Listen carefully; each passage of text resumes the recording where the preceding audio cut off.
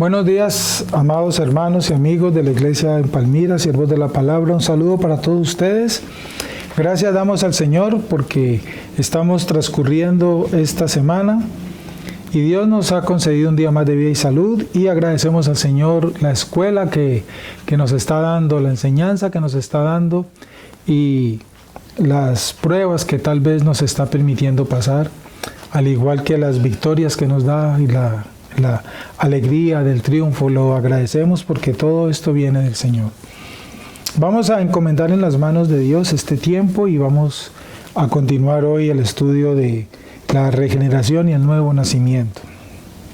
Quiero invitarte en este momento para que abras tu Biblia en el Salmo 51 y vamos a leer del versículo 7 al 12. Salmo 51 del versículo 7 al 12. Y siempre lo digo, ahora al terminar, tú puedes terminar de leer el resto del Salmo mientras desayunas y meditas el resto de este Salmo. Leemos una porción por tiempo y para orar. Entonces, leamos juntos Salmo 51, versículo 7. Dice la Escritura: purifícame con hisopo y seré limpio. Lávame y seré más blanco que la nieve. Hazme oír gozo y alegría, y se recrearán los huesos que has abatido. Esconde tu rostro de mis pecados y borra todas mis maldades. Crea en mí, oh Dios, un corazón limpio y renueva un espíritu recto dentro de mí. No me eches de delante de ti y no quites de mí tu Santo Espíritu. Vuélveme el gozo de tu salvación y espíritu noble me sustente. Inclina tu rostro y oremos al Señor. Siempre, Padre, cada día confesaremos con nuestra boca que tú eres único y que tú eres el soberano de todo el universo y que a ti rendimos nuestras vidas.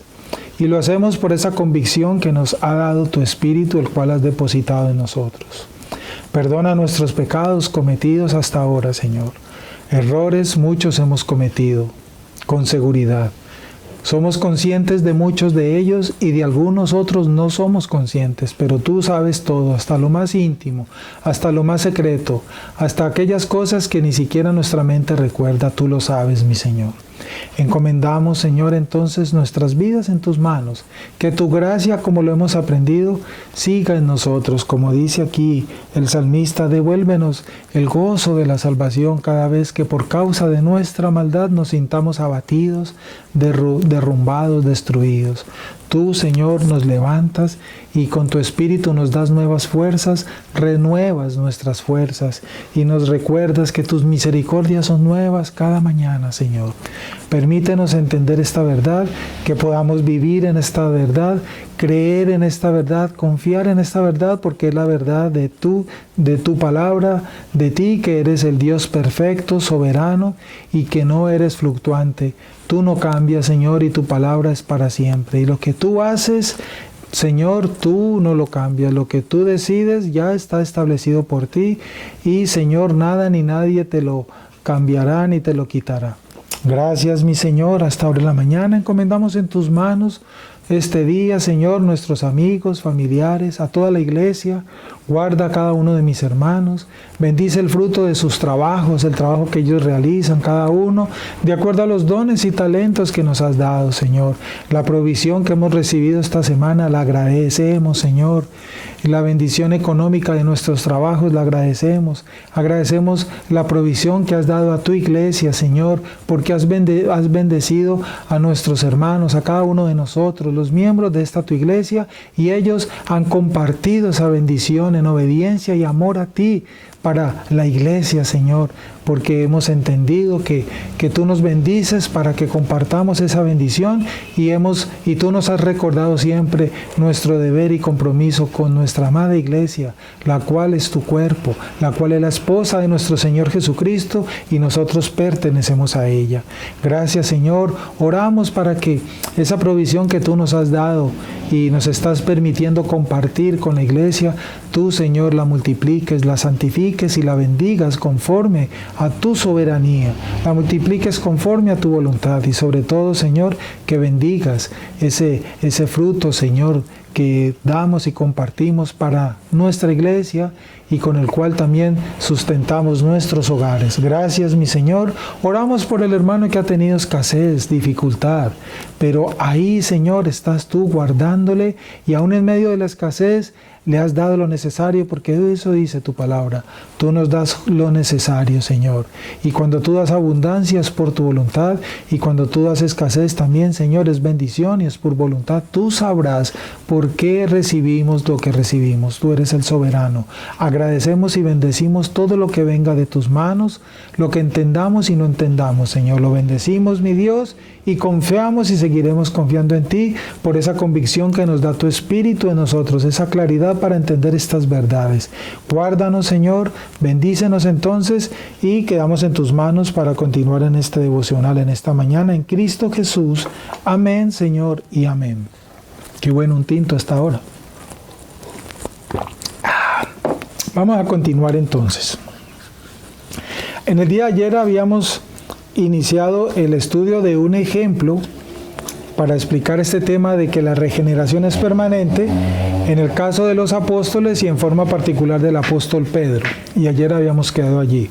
Y vamos a analizar un poquito el caso de Pedro para entender este tema que estamos tratando esta semana.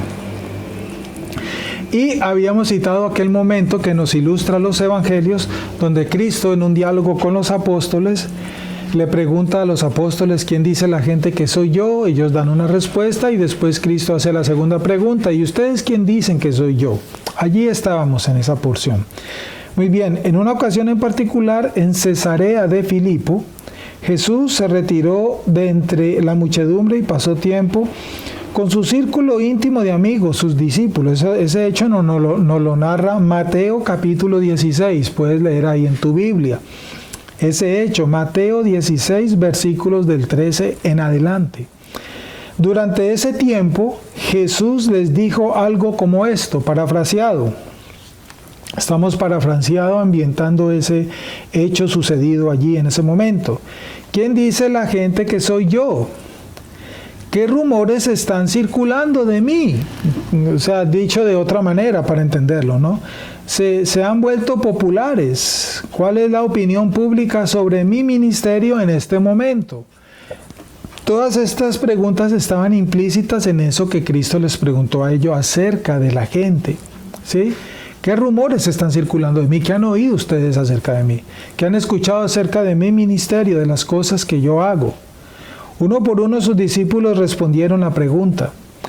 Y las preguntas que leemos allí en Mateo 16 que nos ilustra este hecho, dijeron: bueno, Jesús, algunos dicen que tú eres Elías, el profeta. Y eso decían muchos, que algunos creían que era Elías que había vuelto.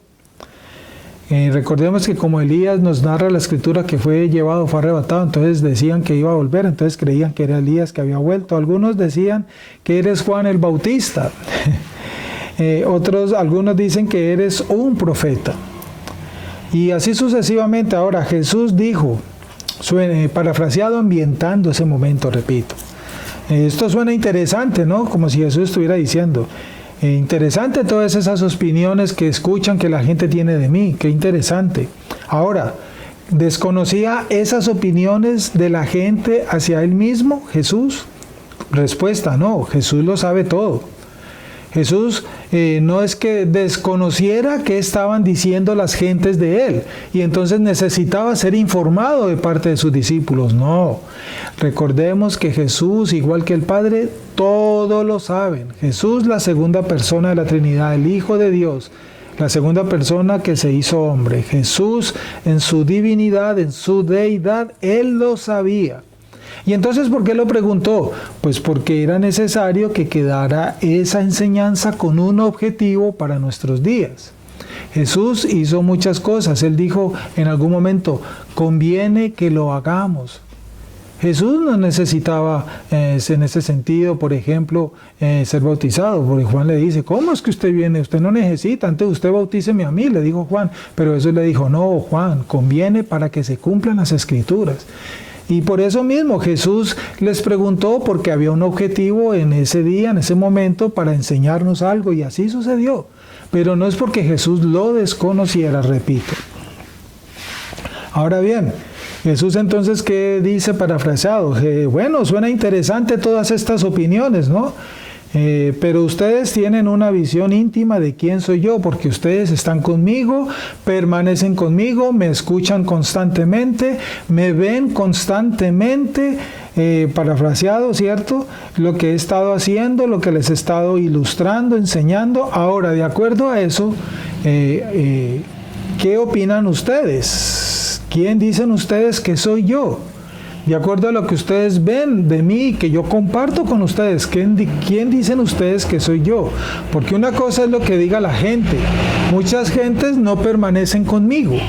Jesús parafraseado lo que está mostrando en ese caso, ¿no? Las gentes no permanecen conmigo constantemente como ustedes. No me escuchan constantemente como ustedes.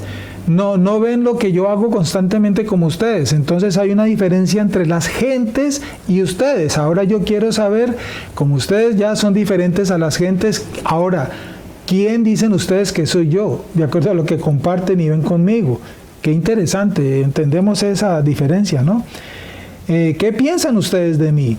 Y bien, cuando leemos esa porción ahí en Mateo 16, recordemos, y ahí nos lo dice el Evangelio, que Simón Pedro fue el que contestó. Simón actuó, digámoslo así, de vocero de los 12 en ese momento y contestó la pregunta con esa afirmación que se hizo tan conocida, digámoslo así, tan famosa, tan contundente. Y Simón dijo: tú eres el Cristo, el Hijo del Dios viviente. Y esas palabras las dice Pedro allí en el versículo 16 de Mateo 16. Tú eres el Cristo, contestó Pedro, Simón, el Hijo del Dios viviente. Ahora bien, esa fue una profunda y audaz declaración de labios de un judío. Simón era judío, recordémoslo. Un judío del siglo I, estamos hablando de ese siglo I, que ha estado observando a Jesús, caminaba con él, lo seguía, lo escuchaba, era enseñado por él. Lo mira y dice: tú eres el Mesías. Porque Simón dijo: tú eres el Cristo. Cristo significa el ungido, el Mesías, Yeshua HaMashiach. La palabra Cristo proviene de la palabra griega Christus, que traduce el hebreo Mashiach, el Mesías, en otra palabra. Pedro en realidad estaba diciendo entonces, en contexto: tú eres aquel por el que nosotros los judíos hemos estado soñando. Eso es lo que Pedro estaba diciendo en otras palabras. Los judíos estaban constantemente esperando el enviado de Dios, porque ellos leían las profecías, y como las profecías del Antiguo Testamento anunciaban la venida del Hijo de Dios, del Rey de Israel, entonces eso es lo que los judíos esperaban constantemente con ansiedad, a cada época, a cada momento. Entonces lo que Simón, como buen judío y conocedor de esa promesa, es lo que confiesa: tú eres aquel por el que nosotros los judíos hemos estado soñando, orando y esperando durante siglos, todos los judíos. Y Simón estaba, por lo tanto, también en esa misma actitud como buen judío, esperando a aquel que iba a ser enviado. Simón dice: tú eres aquel que fue prometido a Abraham. Y esta es una gran verdad, porque la promesa de Dios a Abraham se conjuga, desemboca, se condensa en Cristo. Esa es la simiente de Abraham. Cristo es la simiente de la mujer que aplastaría la cabeza de la serpiente. Cristo es la simiente de Abraham, en la cual serían benditas todas las naciones de la tierra. No en Abraham como tal, sino en su simiente. No en los 12 hijos, no, ninguno. Es en Cristo. De uno de los 12 hijos de Judá, de la tribu de Judá, es que la descendencia hasta Cristo. Pero es Cristo, esa simiente de Abraham, en quien serían benditas todas las naciones de la tierra. Esa promesa que se le dio a David de un rey eterno, es Cristo. el que fue profetizado también por Jeremías. Tú eres el Cristo, el Hijo del Dios viviente. Cuando Jesús oyó la declaración de Pedro, ¿verdad?, pronunció una bendición. Lo miró a su discípulo y le dijo, Jesús miró a Pedro. Una vez Pedro dio esa respuesta y le dijo, bienaventurado eres, Simón, hijo de Jonás, porque esto no te lo reveló carne ni sangre, sino mi Padre que está en los cielos. Tú lo puedes leer allí en el versículo 17 de Mateo 16. Mateo 16, versículo 17, y puedes leer estas palabras de Cristo. En otras palabras, Cristo le está diciendo a Pedro en ese momento, en otras palabras, parafraseado de otra manera, Simón, tú no llegaste a esta conclusión sin ayuda, solo a través de tu propia capacidad intelectual. Para ver lo que ves, para entender lo que has entendido, se requiere asistencia divina. Dios te ha revelado un misterio. Él te ha hecho claro lo que otros se están perdiendo todos los días. Eres bienaventurado al ver lo que ves y entender. ¿Qué está diciendo Cristo en otras palabras? Y tiene aplicación para todos los hombres, por todas las generaciones hasta hoy. Cristo está diciendo esa gran verdad, que es el resultado de la regeneración también. Solamente por medio de la llenura, del entendimiento, de la claridad que da el Espíritu Santo en una persona, es que se puede hacer este tipo de confesiones como la que hizo Pedro aquel día. Igual sucede hoy. Nadie puede creer verdaderamente, de acuerdo a la Escritura, en Cristo si el Espíritu Santo en él no le da esa convicción. Nadie puede permanecer fiel a la iglesia si el Espíritu Santo no produce eso en el corazón de esa persona. Las personas que no son fieles a su iglesia es porque deja mucho que decir de lo que estamos diciendo. Nadie puede creer que Cristo es el camino, la verdad y la vida y vivir esa verdad. Nadie puede creer que Cristo por medio de su sangre lava los pecados y que el único propósito de la sangre de Cristo es lavar los pecados del hombre. No hay otro propósito si no es por el Espíritu Santo que se puede entender esto. Hoy en día están usando, por ejemplo, la sangre de Cristo para librar del COVID, para librar de problemas, para que les vaya bien financieramente. Te cubro con la sangre de Cristo para que te vaya bien en el trabajo. Esas son herejías, esas son blasfemias. La sangre de Cristo no es para protegernos del COVID. La sangre de Cristo no es para protegernos de un accidente de tránsito. La sangre de Cristo no es para que nos vaya bien en el trabajo. La sangre de Cristo no es para multiplicar el dinero fruto del sueldo de nuestro trabajo. No, y para eso la están usando hoy en día. No, eso no es el propósito. Pero esta verdad solamente se entiende es por la dirección del Espíritu Santo. El Espíritu Santo nos da claridad, así como le dio esa claridad a Pedro de confesar que Cristo era el Mesías. Entonces el Espíritu Santo en ti y en mí nos da claridad para entender que la sangre de Cristo única y exclusivamente fue derramada para lavar nuestros pecados, no más, no para ningún otro propósito. Estoy dando un ejemplo de lo que hoy se está haciendo mal hecho, se cree mal entendido. Esa verdad, permanecer en la verdad del Evangelio, permanecer en la verdad de Cristo de acuerdo a la Escritura, entender el Evangelio y corregir todos esos errores y muchos más que hay, que no nos alcanzaría el día para anunciar muchos errores hoy en día, solamente es por medio del Espíritu Santo, solamente. Es crucial, por lo tanto, que nunca olvidemos que el nuevo nacimiento nos lo ha concedido el Espíritu Santo de Dios. Jamás deberíamos olvidar quién ha hecho estas cosas por nosotros y cuán bendecidos somos por haber experimentado este segundo nacimiento. Como lo dijo Cristo a Nicodemo, nacer de nuevo. Ya naciste una vez, Nicodemo. Y todos nacimos una primera vez, el momento en que nuestra madre, en el parto, el Señor nos permitió llegar a este mundo.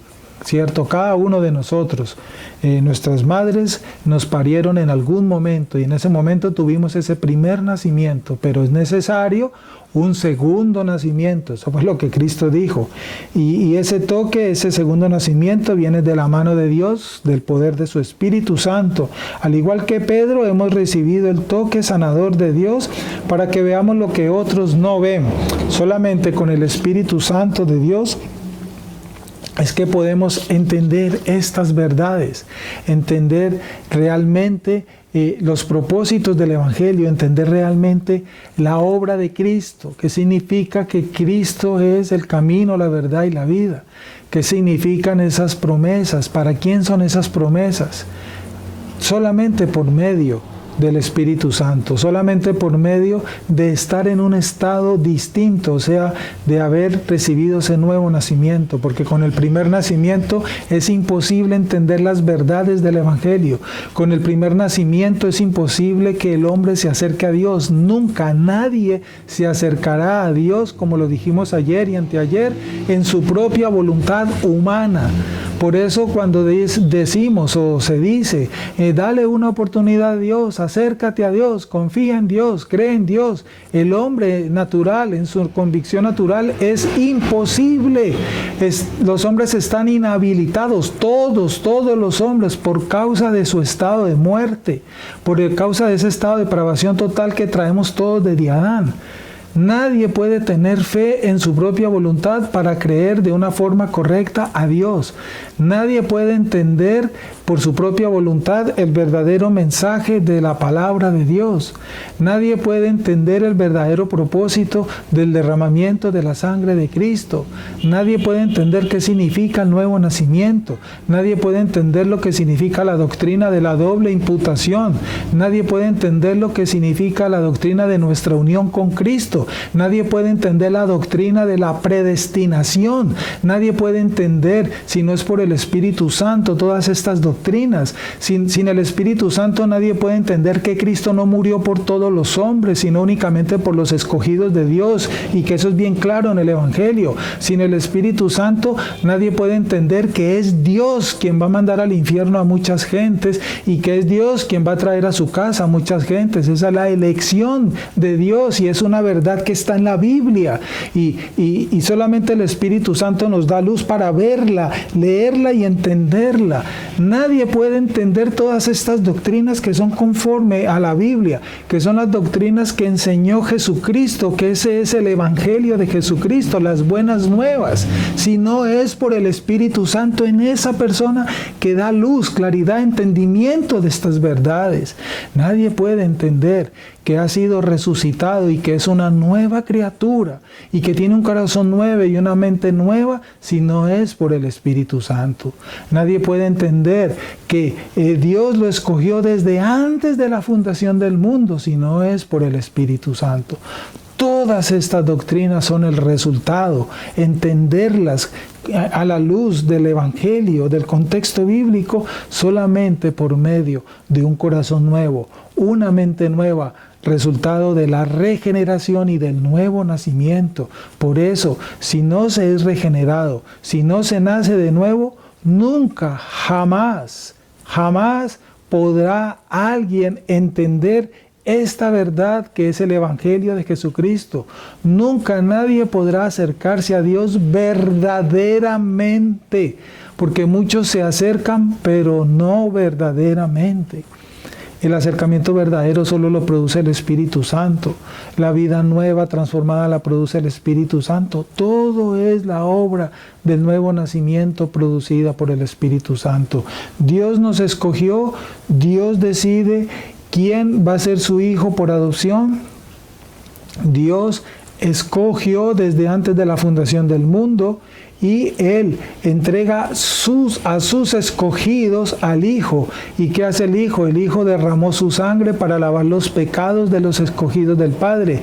El Hijo, Cristo, recibió la ira de Dios que tenía sobre los escogidos, como la tenía sobre todos los hombres también, pero sobre los escogidos. Entonces Cristo recibió toda esa ira. Cristo vivió la vida perfecta que debían llevar los escogidos de Dios, pero que no han podido llevar. Cristo la vivió. Y esas cosas que Cristo hizo y que Cristo recibió, entonces son imputadas a los escogidos de Dios. Y esto solo se entiende por la obra del Espíritu Santo. Y ahora, el Espíritu Santo en los escogidos del Padre entra, llega y produce ese nuevo corazón, esa nueva mente y esa nueva naturaleza, y abre la luz, abre los oídos, abre los ojos. Esto lo produce el Espíritu Santo y es el hombre un verdadero hijo de Dios por adopción, para la gloria del Señor Jesucristo. Vemos entonces allí la obra de la Trinidad en la salvación del hombre. Y esta verdad de la obra, inclusive de la Trinidad en la salvación del hombre, solo la entendemos como resultado de la regeneración. Qué bonito es entender esta doctrina. Que el Señor nos ayude a permanecer en esta verdad. Ahora te invito entonces, mañana continuaremos si Dios quiere, para que inclines tu rostro, para que oremos a nuestro Señor, para que terminemos este tiempo y para que nos coloquemos en sus manos. Vamos a orar, amados hermanos y amigos. Inclina tu rostro, terminemos en oración. Oremos juntos. Señor, te damos gracias a esta hora de la mañana por ilustrarnos esta verdad. Gracias por permitirnos entender toda esta doctrina de la salvación, de la gracia, a través de tu palabra, por medio de tu Espíritu Santo, como en nuestra salvación, esa deidad tuya, trina, son los autores de nuestra salvación. El autor de nuestra salvación es Dios. Cristo también, Él es también autor y obra en nuestra salvación. El Espíritu Santo obra en nuestra salvación y el Padre obra en nuestra salvación. Los tres obran en nuestra salvación, la salvación del hombre. La salvación es de Dios. La salvación es también obra de Cristo. La salvación es también obra del Espíritu Santo. Gracias, Señor, por permitirnos entender esta verdad. Esa confesión que hizo Pedro aquel día, hoy entonces la entendemos, que solamente la pudo hacer este hombre por la obra de tu Espíritu Santo en el corazón del hombre. Gracias, mi Señor, por esta obra que nos has permitido también, Señor, sentir, experimentar esa obra tuya, de ese corazón regenerado, de ese corazón hecho nuevo, ese corazón de carne que nos has dado. Señor, gracias porque nos has permitido sentir, entender que hemos nacido de nuevo para tu gloria. Ahora, Señor, comprendemos qué significa este nuevo nacimiento, qué significa esta regeneración. Nos disponemos, Señor, para seguir creciendo por tu soberanía en santidad, en madurez, crecer para tu gloria. Señor, queremos terminar este resto de días que nos faltan de esta semana. Queremos continuar en tu camino, en tu verdad. Queremos, Señor, seguir en esa senda que nos traza tu palabra. Tú eres quien nos da esa perseverancia. Que podamos, Señor, constantemente estar firme en tu camino, estar firme en tu verdad. Guárdanos de las tentaciones. Guárdanos, Señor, del mal y el peligro, pues tú eres quien nos bendice, tú eres quien nos guarda. Tú eres el soberano, Señor. Gracias, mi Dios, por este día que nos has dado. Gracias por tu palabra, Señor. Encomendamos en tus manos este día, encomendamos en tus manos, Señor, cada una de las cosas que hemos planeado para hoy. Permítenos hacerlas, Señor. Si no es por tu voluntad y soberanía, no las podemos hacer. Hemos planeado hoy hacer cosas, pero tú eres quien nos dará la respuesta si las podemos hacer o no. Y las haremos solo si a ti te place, Señor. Gracias, mi Dios. Gracias, mi Rey. Gracias, Espíritu Santo. Oramos por nuestros amigos, por nuestros seres queridos. Oramos por cada una de nuestras familias que aún no te conocen. Pedimos misericordia y gracia para ellos, Señor. Pedimos, Señor, tu soberanía en sus vidas. Sabemos que es así. Señor, así como has tenido gracia con nosotros, te pedimos gracia para ellos. Sabemos que ninguno la merece. Nosotros tampoco la merecíamos, pero fue tu voluntad escogernos. No lo sabemos por qué lo hiciste, Señor. Solo vivimos y entendemos esta verdad. Oramos por nuestros familiares que aún no te conocen. Oramos por nuestros amigos que aún no te conocen, Señor. Oramos, Señor, por aquellas personas que serán añadidas a tu iglesia, que tú has de traer a tu iglesia para tu gloria. Oramos, Señor, para que ellos comprendan esta verdad, para que sean resucitados, regenerados, para que sean, Señor, instruidos en tu verdad, rescatados para tu gloria. En el nombre de Cristo Jesús, les encomendamos en tus manos, mi Señor, y te damos gracias por tu palabra, por este día que nos das. Te damos gracias, mi Señor, y nos encomendamos en tus manos entonces, Padre, para tu gloria. Que tu Espíritu nos guarde, que tu palabra, Señor, nos llene, nos instruya, en el nombre poderoso de nuestro Señor Jesucristo. Gracias, bendice nuestro trabajo en este día. Bendice, Señor, a nuestra iglesia. Bendice a las iglesias en cada uno de los puntos de la geografía de nuestra región. Bendícenos, Señor. Guárdanos, perdona, Señor, las faltas que muy seguramente hoy vamos a cometer. Gracias por darnos luz y entendimiento, Padre, de tu verdad. En el nombre de Cristo Jesús, Señor, quedamos en tus manos, Padre. Amén, Señor, y amén. Gracias, mi Dios. Amados hermanos y amigos, les deseo un día muy bonito, lleno de la palabra de Dios. En el nombre de Cristo Jesús, quedamos en sus manos. Si tienes preguntas, muy seguramente hay preguntas, escríbenos, llámanos, allí en la página de internet de la iglesia. Busca allí en la web, Iglesia Cristiana Siervos de la Palabra, y encuentras la web de la iglesia, y ahí están los datos, la dirección. Nos escribes, esperamos sus preguntas. No te quedes con las preguntas. Si hay algo que no entendiste, con mucho gusto estamos para ello. Nos escribes, nos dejas saber tu pregunta y con gusto te podremos entonces orientar en tu inquietud. Un abrazo para todos ustedes. Que Dios nos bendiga y quedamos entonces en las manos de nuestro Señor. Si es la voluntad de Dios, nos vemos mañana. Amén y amén.